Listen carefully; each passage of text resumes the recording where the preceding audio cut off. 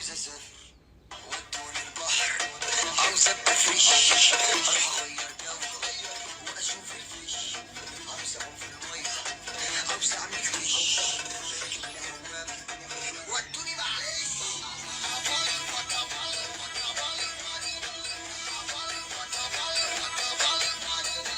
لا تاني معلش معلش.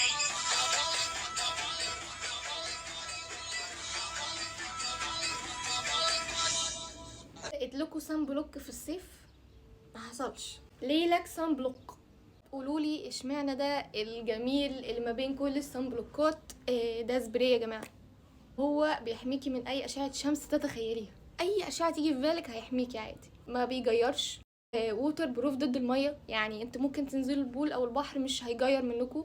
هيحميكوا، الطبقه لسه هتبقى موجوده، مضاد للاكسده، مضاد للتجاعيد، لان انتوا في الشمس اوريدي بتبقوا مكرمشين، وشكم مكرمش بسبب الشمس، فالتجاعيد دي مش هتبقى موجوده، مش هتبقى ملحوظه اساسا. في صفات كتير، احنا لو فتحنا لستة الصفات مش هنخلص. احلى حاجه فيه ان هو مناسب للبشره الدهنيه، يعني احنا لو حطينا طبقه منه هو مش هيأثر تماما، مش هيبقى فيه مثلا ماده دهنيه او زيت هنا كده، لا ده اكنك ما حطيتيش حاجه، حرفيا تحفه.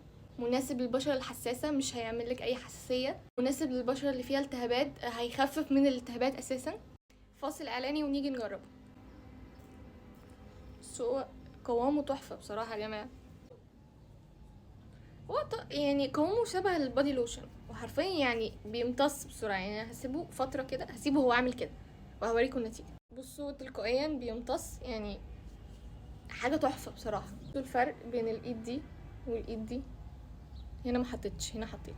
بصوا مش بيسيب اي طبقه بقى دهنيه، زيت، كريم، اي حاجه، لا ده بجد يعني حاجه واو. ده البرودكت اللي نقول عليه ضد الميه، ضد الفار، ضد الحشره والصرصار، يعني فعلا ضد الميه، ضد اشعه، اي اشعه شمس، اشعه اي حاجه، ضد طبقه الاوزون مثلا، ضد البشرات الحساسه او البشره الدهنيه، البشره اللي فيها التهابات، ما بيجيرش. صفاته كتير والله. والحلو فيه ان هو مفهوش ريحه، يعني انتوا لما تحطوه على وشكم مش يعني ريحه مش هتضايقكم، مفيش ريحه اصلا. بصراحه احلى حاجه عجبتني فيه ان انا لما انزل البحر ولا حاجه وباجي احط اي نوع سان بلوك او سان سكريم، بيسيح او بيغير، لا ده مش هيعمل كده، ده مش هيعمل كده خالص. وحجمه 75 ملي، اعتقد ان هو ممكن يقعد معاكي الصيف كله.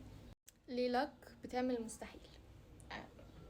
انا سايبه لكم، خدوا بخه، خدوا بخه. استنوا نسيت حاجه، كل اللي هيدخل من طرفي هيتعمل له عرض على المنتج ده، والشحن هيكون مجانا على المنتج ده. طب هتطلبوا منين؟